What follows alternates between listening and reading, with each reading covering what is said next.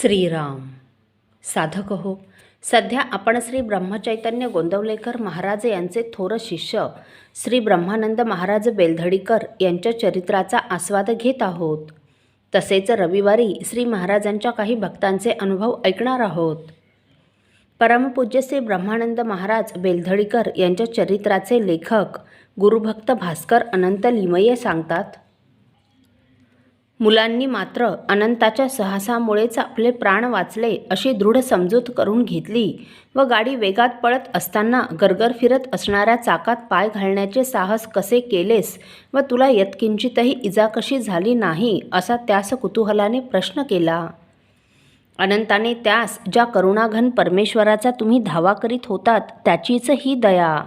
त्या परमेश्वराचे नाव दिव्य असून त्या दिव्य नामाच्या घोषात अद्भुत शक्ती साठविलेली असते याचे हे मूर्तिमंत उदाहरण नव्हे काय वगैरे सांगितले.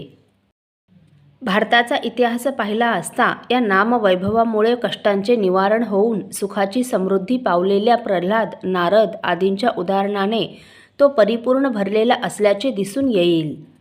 ज्यावेळी अनंताने तुम्ही सर्वांनी डोळे मिटून श्री रामनामाचा घोष केला त्यामुळेच आपण महासंकटातून मुक्त झालो म्हणून सांगितले तेव्हा त्यांचा कंठ दाटून आला व नेत्रातून भावपूर्ण अश्रू स्त्रवू लागले. केवढी ही जबर निष्ठा व केवढा हा अचाट आत्मविश्वास.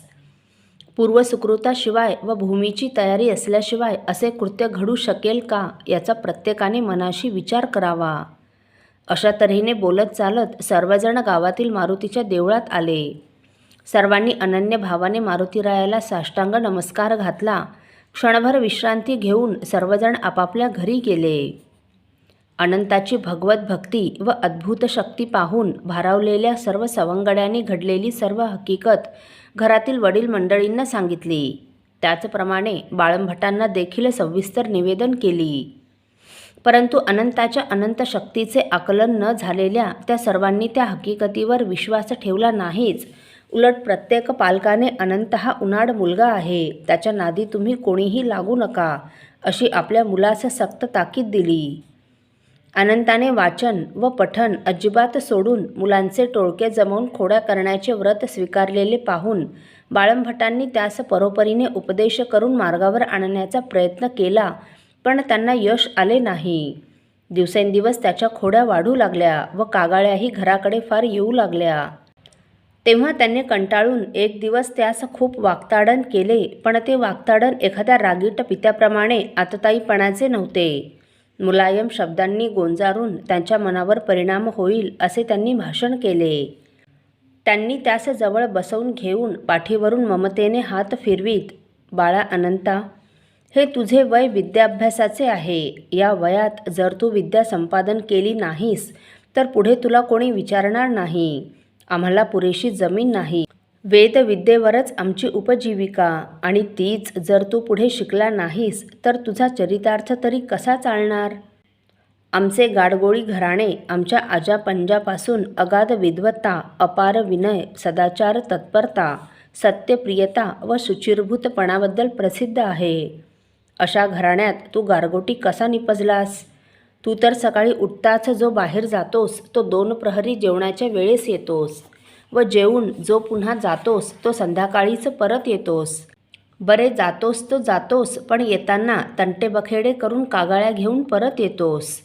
आमच्या पवित्र घराण्यातील तुझी ही वागणूक पाहून आम्हास अंतर्यामी काय यातना होत असतील याचा विचार कर. गावातील लोकांनी तुला वाटेल तशी नावे ठेवावी, तुला उनाड म्हणावे व ते आम्ही मुकाट्याने ऐकून घ्यावे यात आम्हाला खरोखर भूषण आहे का. लाजेने आम्हास तोंडे लपवावी लागतात. आमच्या उज्ज्वल घराण्यास काळोखी आणणारे तुझे हे वर्तन सर्वथा योग्य नव्हे. यापुढे तरी उपद्व्याप सोडून एकाग्र मनाने अभ्यास कर. तुझी बुद्धी कुशाग्र आहे. तुला या गावी राहून शिकावयाचे नसल्यास तसे सांग. मेणसगी येथे धोंडभट दादांकडे जाऊन वैदिक विद्याभ्यास कर. तेथे तुझी सर्व प्रकारे सोय लावून देतो. इत्यादी प्रकारे अत्यंत तळमळीने उपदेश केला. असो. साधक हो, तीर्थस्वरूप बाळंभटांच्या या हृदयस्पर्श उपदेशाचा परमपूज्य श्री ब्रह्मानंद महाराजांच्या मनावर विपरीत परिणाम झाला. त्यांच्या मनास ते लागले वडिलांच्या कान उघडणीमुळे त्यांच्या मनपटलावर तऱ्हेतऱ्हेचे विचारतरंग उठत होते.